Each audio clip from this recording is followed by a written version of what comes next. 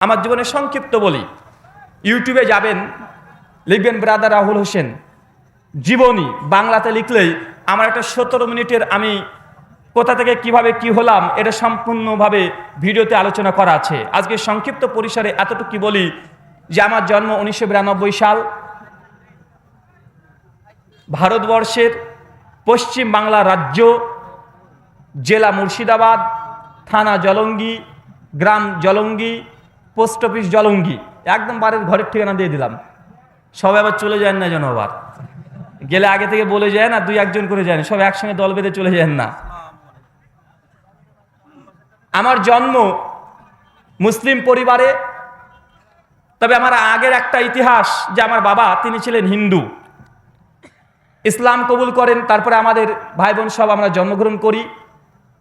কিন্তু আমরা বিশেষ করে প্রভাবিত ছিলাম আমার বাবার বংশধর দ্বারা। কেন? কারণ আমার বাবাই শুধুমাত্র মুসলিম, বাকি সবাই হিন্দু। কথা বুঝতে পারছেন?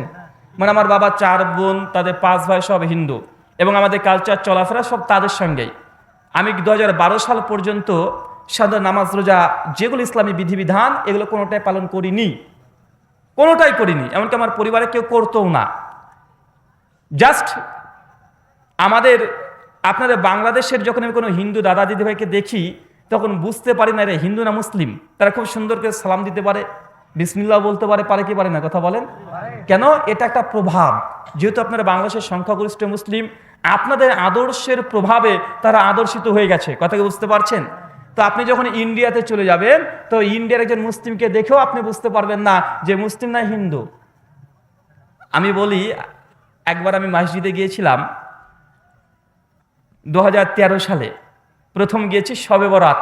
শরৎ পালন করা হয় না ভাই? শবে বরাত পালন করতে গিয়েছিলাম। সেই সময় জানতাম না যে শবে বরাত পালন করা বিদআত। একদম প্রথম গিয়েছি, আমাদের সমাজের সবাই গিয়েছে, আমিও গিয়েছি। গিয়ে তখন আমাদের এক বন্ধু সে বলছে আমি এখন একটা গজল বলবো। কি বলবো? কথা বলেন। মসজিদের মাইক থেকে গজল বলবে। তো গজল বলার পূর্বে কি বলছি জানেন? মাইকের কাছে গিয়েছে, বলছে নমস্কার, আমি একটা গজল বলবো। গজল নাম ও সখিনা। কথা কি বুঝতে পারলেন? মানে এটা দিয়ে আপনাকে বুঝালাম যে অন্য আদর্শ সংখ্যাগরিষ্ঠদের উপরে কিভাবে প্রভাব বিস্তার করে তার এটা জ্বলন্ত নমুনা। যে মসজিদে গিয়েও বলছে নমস্কার, আমি একটা কবিতা বলবো, কবিতার নাম ও সখিনা আর কেঁদো না। ওয়াল্লাহি, আল্লাহর কসম করে বলছি এই ঘটনা ঘটেছে। কেন? একটাই কারণ আমরা যখন স্কুলে থাকি, আমরা যখন স্যার আসে আমাদেরকে আদর্শ, যেমন আপনারা আসসালামু আলাইকুম দেন, আমাদেরকে বলতে নমস্কার। কথা বুঝতে পারছেন?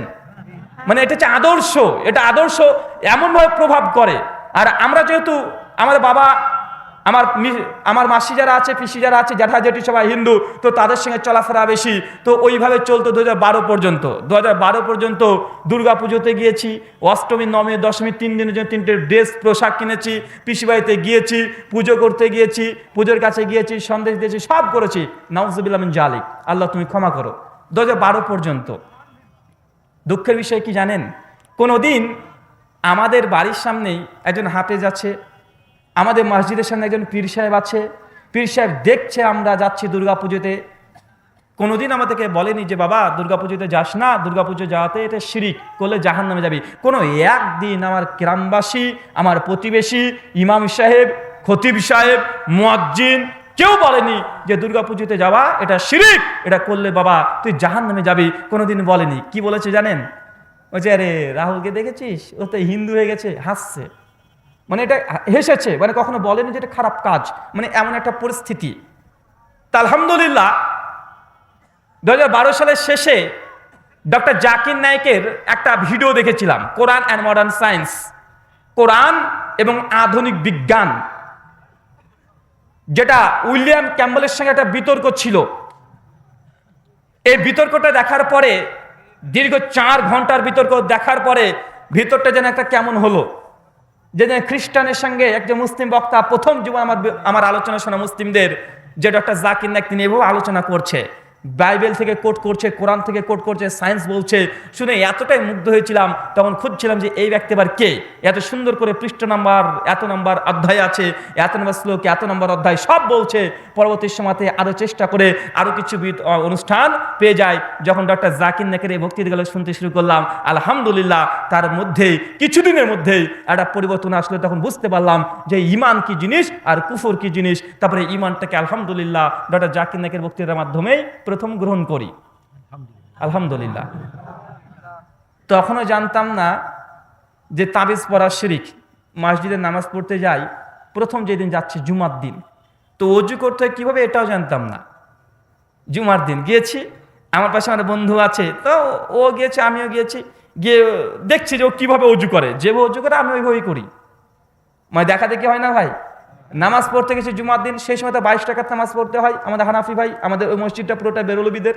তো গিয়েছি, প্রথমে 4 রাকাত, আবার 2 রাকাত, আবার 4 রাকাত, আবার ইমাম সাহেব 2 রাকাত, আবার 4 রাকাত, আবার 4 রাকাত, এই পড়েছে। কি ব্যাপার রে ভাই, এত নামাজ 4 থেকে নেই ব্যাপার। আর গিয়েছি তো গিয়েছি জুমাতে, প্রথম গিয়েছি। আর জুমাতে তারা একযোগ্য নামাজ পড়ে, আছে না নাই কথা বলেন? আচ্ছা, এত নামাজ পড়ে গিয়ে 4 থেকে নেই ব্যাপার। আর নামাজ পড়তে লেগেছে 1.5 ঘন্টা। ইমাম সাহেব আর বক্তৃতা দেয়, মানে একটার পর একটা চলতেই আছে। আচ্ছা, মহা বিপদে পড়লাম। প্রথমে 4 রাকাত নামাজ পড়ছি, বন্ধুর সঙ্গে হয়ে গেল, এবারই যাব। বলছে না, আবার 4 রাকাত আছে। আবার পড়ছি, ভাবছি যে মানে হয়ে গেল। একটু বার বলছি, ইমাম সাহেব দেখছি যে আবার সে উঠে খুতবা দিতে শুরু করলো। আমি খুতবা দিয়ে মনে তাহলে শেষ, বক্তৃতা দিয়েই শেষ। একটু বার দেখছি আবার নামাজ পড়াই। আমি ভাবছি এবারে মানে এটাই শেষ। আবার দেখছি একা একা নামাজ পড়তে হয়। আবার আখরি একটা মুনাজাতও আছে। মানে আমার মাথার মধ্যে কি রে বাবা, এতগুলো মানুষ তার জন্য নামাজ পড়তে আসে না। তো এটা হচ্ছে আমার প্রথম জীবনে জুমা, যেদিন কায়েম করে জুমার সালাত আদায় করি, আলহামদুলিল্লাহ। সেই সময় দোকান ছিল কম্পিউটার, মোবাইল, অনলাইনে বিভিন্ন আমার দোকান ছিল, দোকান সেই সময়তে চালাতাম। তারপরে একটা একটা করে আমার একজন বন্ধু ইখলাস উদ্দিন মণ্ডল নামে, তিনি আমাকে এসে একদিন আমাকে একটি বই দিচ্ছেন, একটা বই দিয়েছেন। তো বইটা খুলে দেখছি বাংলাতে লিখেছে কোরআন, আবুল আলা মওদুদী রহিমাহুল্লাহর অনুবাদ কোরআন। ওই কোরআনটাকে নিয়ে আমি জানতাম না সে সময় বাংলাতে কোরআন পাওয়া যায়। তো কোরআনটা পেয়ে আমার খুব ভালো লাগলো, আমার ইচ্ছে যে কোরআনটা পড়বো। আলহামদুলিল্লাহ দোকানে পড়তে শুরু করলাম।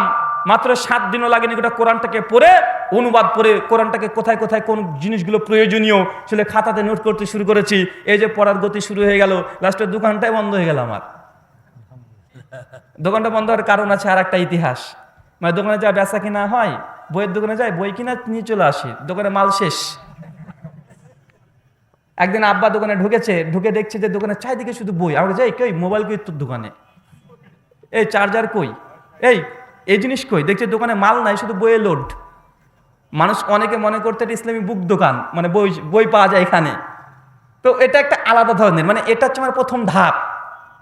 তো একদিন ডক্টর জাকির নায়েকের বক্তৃতা শুনতে শুনতে হঠাৎই ডক্টর জাকির নায়েক বলছে, প্রশ্ন করেছে যে আমরা হাত নামাজে কোথায় বাঁধবো। তো ডক্টর জাকির নায়েক সেই সময় বলছে যে সিনে পার হাত বাঁধনা সহি হে, সুনা আবু দাউদ কি রিওয়ায়াত হে, মানে উর্দু বক্তৃতা ট্রান্সলেট করা হয়েছে। তো ওখানে বলছে যে বুকের পরে হাত বাঁধা এটা সহি, আর নাভি নিচে নাভকে নিচে যে রিওয়ায়াত আই হে ও দুর্বল জাইফ হে, এবারে শোনা আবু দাউদ থেকে রেফারেন্স দিয়েছে। আমি তখন মনে মনে হচ্ছে কি ব্যাপার, আমরা তো নাভি নিচে হাত বাঁধি, আর ডক্টর জাকির নায়েক বলছে নাভি নিচে হাত বাঁধাটা সঠিক নয়, বরং বুকের উপরে বাঁধতে হবে, এটা নবী বেঁধেছে। আমি একথা শুনে আমি যেই বন্ধুর সঙ্গে প্রথম নামাজ পড়তে গিয়েছি ওকে গিয়ে বলছি, কিরে ভাই আমরা যে বুকের নাভি নিচে হাত বাঁধি, ডক্টর জাকির নায়েক বলছে যে নাভি নিচে হাত বাঁধার কথাটা সঠিক নয়, বুকের উপরে বাঁধতে হবে, নবী নাকি এইভাবে বেঁধেছে। ও তখন যাস ডক্টর জাকির নায়েক এই কথা বলতে যাবে কেন? আচ্ছা আমি শুনলাম, পিস টিভিতে বলছিল, শুনলাম। ও তখন বলছে আরে ও তো ওয়াহাবিরা বাঁধে। আমি হচ্ছে বুকের পরে তো ওয়াহাবিরা বাঁধে, ফারাজিরা বাঁধে, যা রফাদানি তারা বাঁধে। আমি বলছি অত সত্য আমি কিছু জানি না, তখন এগুলো কি, এগুলো বুঝি না। ওকে যখন বলেছি ও তখন বলছে আচ্ছা তাই নাকি, জাকির নায়েক বলেছে? আমি বলছি জি হ্যাঁ বলেছে। ও তখন বলছে আচ্ছা ঠিক আছে, কোন ভিডিওতে বলেছে? আমি পিস টিভিতে দেখাচ্ছিল সকাল 12টার দিকে, আর পিস টিভি শেষে 12টার দিকে যেটা দেখাতো ওটা সন্ধ্যা 5টার দিকে আবার পূর্ণ সম্প্রচার করা হতো। ও তখন বলছে ঠিক আছে 5টার দিকে আবার হবে, আবার দেখবো কি প্রশ্ন আর কি বলেছে। এখন সন্ধ্যা 5টার দিকে আমরা চলে গেছি, টিভি খুলে বসে আছি, খাতা কলম নিয়ে ও বসে আছে যে ডক্টর জাকির নায়েক কি রেফারেন্স দেয়। তো ডক্টর জাকির নায়েক যখন প্রশ্ন করছে আবার ও রেফারেন্স দিয়েছে সুনান আবু দাউদ 759 বুকের উপরে হাত বাঁধতে হবে, 756, 57, 58 তিনটে হাদিস নাভির নিচে যায়েব এটা বলেছে। তো এটা যখন পেয়েছি আমরা দুজন তখন বলছি তাহলে তো ঠিকই বলছে আমাকে, মানে আমার ওই বন্ধু বলছে, তার মানে ঠিকই তো বলছে ডক্টর জাকির নায়েক, উনি তো ভুল বলতে পারে না, অনেক বড় একজন গবেষক। আমরা তখন ভাবছি যে আবু দাউদ কোথায় পাই, আবু দাউদ কি জানিও না। তখন আমি হচ্ছে আবু দাউদ কি বলছি, ওটা হাদিসের বই। সঙ্গে সঙ্গে ওই চিরকুটটা যেটা লিখেছে নিয়ে চলে গেছে পীর সাহেবের কাছে। পীর সাহেবকে বলছি, পীর সাহেবের কাছে অনেক বই আছে। পীরকে বলছি, পীর সাহেব আপনার কাছে আবু দাউদ আছে? ও তখন বলছে, আবু দাউদ মানে তুই নাম জানলে কি হবে তাই বলছে। মানে আজীব ব্যাপার, বলছে তুমি নাম জানলে কি হবে। আচ্ছা না, ডক্টর জাকির নায়েক বলছিল আবু দাউদের কথা। বলছে কি বলেছে আবু দাউদে? আচ্ছা আবু দাউদে বলেছে বুকের পরে নাকি হাত বাঁধা হাদিস সহি, মানে সঠিক, আর নাবির নিচে হাত বাঁধা নাকি যাবে না, এই লেখা আছে। ও দেখ, এ তো রফাদানিদের কথা। পীর সাহেবের প্রথম কথা এটা হচ্ছে রফাদানিদের কথা। আমি তো হচ্ছে রফাদানি মফাদানি তো বুঝি না, ডক্টর জাকির নায়েক বলেছে। যখন এই কথা বলেছি, না না আমার কাছে আবু দাউদ নেই, আমার কাছে আবু দাউদ নেই। আরেক জায়গায় চলে গেলাম একজন ইমামের কাছে, ইমাম সাহেব আবু দাউদ আছে? আবু দাউদ আবার কি? মানে প্রথম কথা আবু দাউদ কি, মানে জানেও না আবু দাউদ একটা হাদিসের গ্রন্থের নাম। কথা কি বুঝতে পারছেন? দিয়ে আমরা তখন বলছি যে আবু দাউদে ডক্টর জাকির নায়েক বলেছে বুকের উপরে হাত বাঁধার কথা আছে। উনি তখন বলছে আবু দাউদ আমাদের কাছে নাই, একদম ডাইরেক্ট এইভাবে কথা বলছে। আমরা তখন বিপদে, কোথায় মিলাই। এরপরে সঙ্গে সঙ্গে একজন বন্ধুর কাছে গেলাম, ও বন্ধুকে যখন বললাম, ও তখন বলছে যে ঠিক আছে দেখি, একটু আমরা সার্চ করে দেখি। ও তখন গুগল থেকে সার্চ করতে গিয়ে ইসলামিক ফাউন্ডেশনের আবু দাউদ পেয়ে গেছে। পাওয়ার পরে আবু দাউদটাকে খুলেছে, কীভাবে হাদিস নাম্বার চেক করে এটাও জানি না। তো দেখছি সিরিয়াল নাম্বার চেঞ্জ হচ্ছে 1 2 3 4, চেঞ্জ করতে করতে 759 যখন পেয়ে গেছি, পরে দেখছি হ্যাঁ ওখানে ওই কথাই লেখা আছে। জানার পরে সঙ্গে সঙ্গে IRF Islamic research foundation doctor Zakir নায়েকের ওখানে আবার ফোন করেছি। ফোন করে বলছি যে হাত কোথায় বাঁধতে হবে, ওরা তখন উত্তর দেয় যে বুকের উপরে হাত বাঁধার হাদিস সহি। যখন এগুলো একসঙ্গে এই মাগরিব থেকে মোটামুটি আসর থেকে একদম কমপ্লিট করে ফেলেছি, মাগরিব থেকে এশার মধ্যে, আমরা পরের দিন যখন জোহরের সালাত আদায় করে এশাতে আসরে গিয়েছি, সেই সময় আমি আর আমার ওই বন্ধু দুজন বুকের উপরে হাত বেঁধেছি। কথা বুঝতে পারছেন? একটা জেনেছি, একটা আমল করতে শুরু করে দিয়েছি। যখনই বুকের উপরে হাত বেঁধেছি, আসরের সময় কেউ কিছু বলেনি। মাগরিবের সময় গিয়েছি, আবার বুকের উপরে হাত বেঁধেছি। নামাজ শেষ, আমাদের মুয়াজ্জিন সাহেব বলছে কি ব্যাপার ইখলাস উদ্দিন, তোমরা কি লামুজাবি হয়ে গেলে নাকি? লামুজাবি হয়ে গেলে নাকি? নামটা প্রথম শুনলাম, এটা আবার কি? মানে একটার পর একটা নতুন আসছে। তা আমরা বলছি লামুজাবি টামুজাবি বুঝি না, আবু দাউদ 759। আল্লাহ নবী বুকের উপরে হাত বেঁধেছে।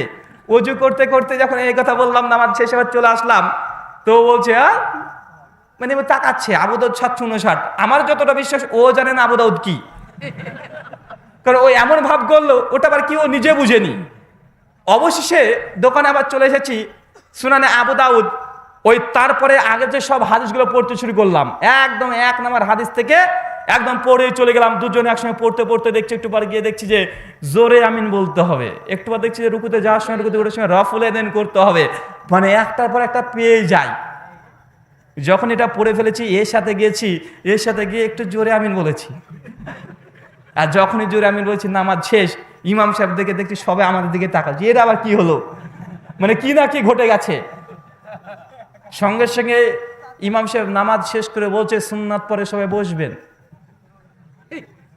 সুন্নাত পরে বসেছি, সবাই বসেছি, আমরা বুঝতে পারছি মানে আমাদেরকে কিছু বলবে। সুন্নাত পরে বসেছি, বলছে এই রাহুল আর ইখলাস উদ্দিন মন্ডল, তোরা কি লাগিয়েছিস মসজিদে? আমি কি লাগালাম? বলছে 2 দিন থেকে দেখছি তোরা বুকের উপরে হাত বাঁধছিস, আজকে বার জোরে আমিন বলছিস, এই এগুলো তো লামাজবিরা করে, তোরা করছিস কেন? কোথায় পেয়েছিস এইসব? আমরা তখন বলছি আবু দাউদ 759 বুকের পুরে, আর আবু দাউদ 744 পদে 46 বারবার রুকুতে যাওয়ার সময় আর আসার সময় আল্লাহ নবী রফুল এদেন করেছে। মানে তখন আবু দাউদই পেয়েছে, আর কিছু পায়নি। দুটো যখন বলে দিয়েছি,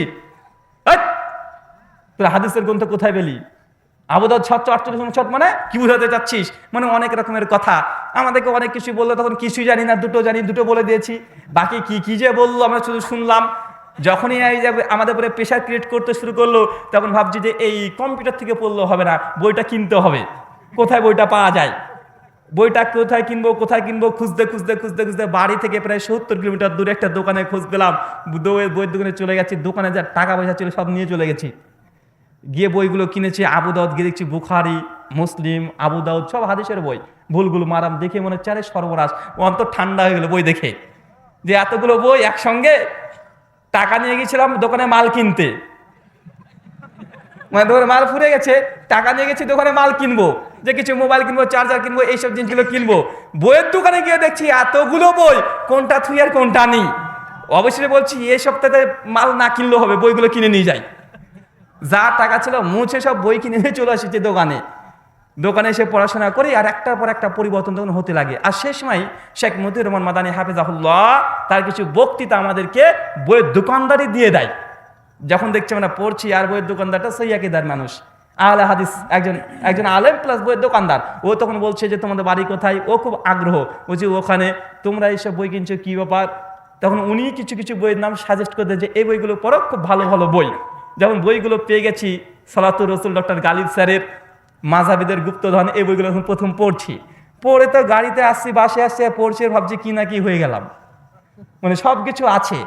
আর হাদিস নামাগুলো দেওয়া আছে, মিলে যায়, মানে একদম জল জল করছে। তখন এসে পড়াশোনা করার পরে মসজিদে নামাজ পড়ি, প্রতিদিন এই টুকুর মুকুর করে ঝামেলা হয়। আর আমরা যত ওরা ঝামেলা করে, আমাদের পড়ার প্রতি তত আগ্রহ বেড়ে যায়।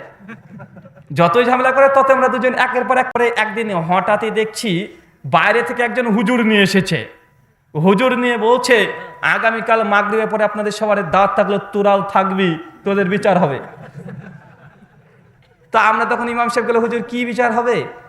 বলছে তোরা কি যে লাগিয়েছিস, জোরে আমিন বলছিস, কোথায় পেয়েছিস? বড় হুজুর নিয়ে এসছিস, দেখাবো তোদেরকে, দাঁড়া। আমরা বলছি ঠিক আছে নিয়ে আসেন। আর তখন আমাদের বই আছে রেডি, হাদিস নাম্বার মুখস্থ, পড়াও রেডি। বলছে আমরা এটাই চাইছি, নিয়ে আয়, কাকে নিয়ে আসবি। কিছুদিন পর দেখছি তারপরে তো একটা হুজুরকে নিয়ে চলে এসেছে। হুজুরকে যখন নিয়ে এসেছে, হুজুর তখন নিজের ইচ্ছে মতো জাঁতা মাতা অনেক কিছু বললো, যে সূরা ফাতিহা পড়া যাবে না, ওয়াইজা কুরিয়াল কোরআন ফাসতাম, এই পড়তে শুরু করে দিয়েছে, রফলিদান করা যাবে না, এই আছে ওই আছে, সব বলছে। আমরা তখন বলছি হুজুর একটা প্রশ্ন আছে, প্রশ্ন করবো। বুঝা, চুপ চুপ, কোনো প্রশ্ন নাই, তুই কি প্রশ্ন করবি? আজ না হুজুর একটা প্রশ্ন আছে, প্রশ্ন করতেই দিল না। যখন প্রশ্ন করতে দেয় নাই, আলোচনা শেষ হয়ে গেছে, মসজিদ দুটো ভাগ হয়ে গেল। এক ভাগ বলছে কেন রাহুল থেকে প্রশ্ন করতে দিল না, কেন হুজুর যে ঠিক হবে, কেন প্রশ্ন করতে দিল না? আর এক দল তখন বলছে এই ওকে প্রশ্ন করতে দিয়ে লাভ কি? মানে মসজিদে কিছু কিছু মানুষ আমাদের সাপোর্টে চলে আসলো যে কেন প্রশ্ন করতে দিল না, ওরা তো জানতে চেয়েছে হুজুর কেন বলবে না। মানে কিছু কিছু আমাদের মুসল্লি আমাদের দলে অন্তত পক্ষ নিয়ে নিল। আমরা তখন বলছি যে আচ্ছা ঠিক আছে, হুজুরকে পরে দেখবো, কোথায় বাড়ি খোঁজ খবর নিই। খোঁজ খবর নিলাম। তারপরের দিন মসজিদে আবারও এশার জামাতের সময়তে আমাদের মুসল্লিরা তখন বলছে আচ্ছা ঠিক আছে, হুজুরকে আবার কালকে নিয়ে আসতে হবে, কেন প্রশ্ন করতে দেয়নি। তো কালকে আবার এসেছে, এসে তখন আমাদের কাছে বল তোরা কি বলবি, যে হুজুর আমরা যে এগুলো করছি, এগুলো সৌদি আরবে করে, মক্কাতে করে, আমরা পিস টিভিতে দেখেছি মক্কাতে করে, প্রথম দলিল আমাদের। আমি তখন বলছি এখানে হাজি আছেন, বলেন তো সৌদি আরবে আমরা যে আমল করি আমলটা করে কি করে না, বলেন তো করে কি করে না। বলছে হ্যাঁ আমি দেখেছি সৌদি আরবে এইভাবে করে, আচ্ছা সৌদিতে করলে আমাদের দোষ কি? যখন এই কথা বলেছে তখন যে সৌদি আরবে সব ওয়াহাবি, ওদেরকে মানা যাবে না, ওরা নবীকে তো সালামই দেয় না, মানে এইভাবে বুঝ দিচ্ছে। তখন আমি তখন ভাবছি যে এইসব ঝামেলা, অনেক রকমের ফিতনা আপনাদের সঙ্গে যেগুলো ঘটেছে, যা নতুন নতুন আহলে হাদিস হয়, সবগুলো আমাদের সঙ্গে ঘটেছে, কথা কি বুঝতে পারছেন? তারপরে হুজুর তখন আমাকে বলছে তোমার বাড়ি কোথায়, আমাকে পার্সোনাল নামাজ শেষ মসজিদের গেটে আস্তে আস্তে আমি ওর পিছ ছাড়ছি না, আমি ভাবছি কোনো রকম দোকানে নিয়ে যেতে পারলেই হয়, কেন ওখানে আমার বই আছে।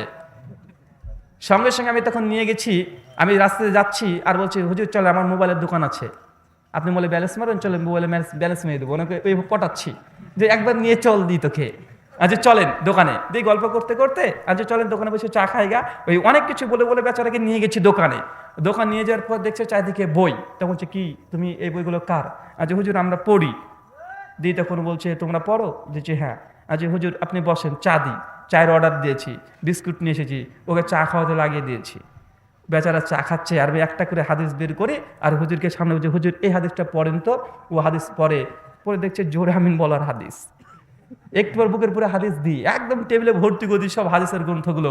আনছি এবার তুই এর সাথে চল, এবার এই সাথে তোকে নিয়ে যাচ্ছি, দাঁড়া। আমি তখন পড়ে তখন বলছি আমি যে হুজুর এই হাদিসগুলো কি ভালো ঠিক না? বলছে না এই হাদিস তো ঠিক। হ্যাঁ তাই তো গো, জোরে আমিন বলার হাদিস তো আছেই তো হাদিসে, বুকের পুরো হাত বাঁধার হাদিসই তো আছে। যখন হয়ে গেছে বেচারা চা খাচ্ছে আর ওকে বলছি মানে কিছু দিতে হলে কিছু খাওয়াতে হয়, তো হুজুরকে খাওয়াতে হয় আগে, ওকে খাওয়িয়েছি। এশার নামাজে চলে গেছি, আর মসজিদে কিছু মুসল্লিবার ফলো করেছে যে আমার সঙ্গে ওই হুজুর দোকানে বই নিয়ে উল্টাপাল্টা করছে। একজন মুসল্লি সালাম ফিরিয়ে তখন যে কথা বলেছে বাকি মুসল্লি ইড়িড় করেছে, হ্যাঁ তুমিও আজের মতো হয়ে গেল নাকি, একদম এইভাবে যে হ্যাঁ তুমিও, রাহুল তোমাকে বশ করে নিয়েছে, তোমাকে বশ করে নিয়েছে। বেচারা সেই দিন পরে আমার দোকানে আর আসেনি। এ হচ্ছে সংক্ষিপ্ত, মানে এটা হচ্ছে একটা সাইড। মানে আমার বিশেষ করে নামাজ পড়া, ইমান আনা থেকে শুরু করে পড়াশোনার গতি আলহামদুলিল্লাহ তখন থেকে বাড়তে শুরু করে। দোকানকে পুরো একদম পুরো বন্ধ, কারণ দোকানে অনেক সময়তে কাস্টমার এসে কাস্টমারকে ঘুরে দিচ্ছি, কেন পড়ছি। কাস্টমার এসে ভাই একটু রিচার্জ করে দেন, ভাই হবে না পাশের দোকান যান, মানে পড়ছি। এই করতে করতে দোকানটা পুরো বন্ধ করে দিয়েছি আলহামদুলিল্লাহ। তারপরে 2015 সালে একজন হিন্দু পণ্ডিত চ্যালেঞ্জ করেছিল ইসলামের বিরুদ্ধে, একটা আমাদের ভারতে বই লিখেছিল শ্রী শ্রী নির্মল চ্যাটার্জি। যখন উনি বই লিখেন, ওনার বাড়িতে বইটা নিয়ে চলে গেলাম, বললাম আপনার বইয়ে অনেকগুলো ভুল তথ্য আছে। তখন উনি বলছেন না কোনো ভুল তথ্য নাই, উনি চ্যালেঞ্জ করলেন। আমি বললাম যে যদি আপনি চান আমরা আলোচনাতে বসতে পারি। 2015 সালেতে ফার্স্ট আমার সঙ্গে তার একটা বিতর্ক হয়, ইউটিউবে দেখবেন আছে, Shri Shri Nirmal Chatterjee versus brother Rahul Hossain. 13 December 2015 first ওই আলোচনার মাধ্যমে আমি এই ফিল্ডে আসি। কথা কি বুঝতে পারছেন? মানে প্রথম আমার বিতর্ক হয়েছে একজন হিন্দু পণ্ডিতের সঙ্গে, ইসলাম নিয়ে চ্যালেঞ্জ করেছিল, জবাবে আলহামদুলিল্লাহ তারপর থেকে আপনারা আমাকে সর্বদা সোশ্যাল মিডিয়ায় দেখছেন। মহান সত্তা আল্লাহর সঙ্গে দোয়াই প্রার্থনা, আল্লাহ যে কথাগুলো বললাম আমার ব্যাপারে এবং আপনারা শুনলেন এখান থেকে। পরিবারের সবাই মিলে কি একসঙ্গে ইসলাম গ্রহণ করেছেন? ভাই আমরা তো জন্মসূত্রে মুসলিম। না, আপনার পরিবারের আগে আমার আব্বা শুধু হিন্দু ছিল, বাকি সবাই আমরা মুসলিম এখন আলহামদুলিল্লাহ। তো সুপ্রিয় শ্রোতা মণ্ডলী, অনেক রাত্রি হয়ে গেছে, আমরা প্রশ্ন উত্তর আর নিচ্ছি না। জি ছেড়ে দেন, প্রশ্নের দরকার নেই, আমরা প্রশ্ন নিচ্ছি না। ভাই বসবেন, বেশি না 5টা মিনিট সময় আছে। আর অনেক রাত্রি হয়ে গেছে, সুন্নাতি দোয়ার মাধ্যমে ইনশাআল্লাহ মজলিস শেষ হবে। যদি কোনোদিন আল্লাহ সুবহানাহু ওয়া তাআলা আবারও নিয়ে আসে সেই দিন ইনশাআল্লাহ একটু তাড়াতাড়ি দিবেন, মানে এত রাত্রি করবেন না, বেশি রাত্রি হয়ে গেলে আর ভালো লাগে না। আল্লাহ সুবহানাহু ওয়া তাআলা আমাদেরকে তত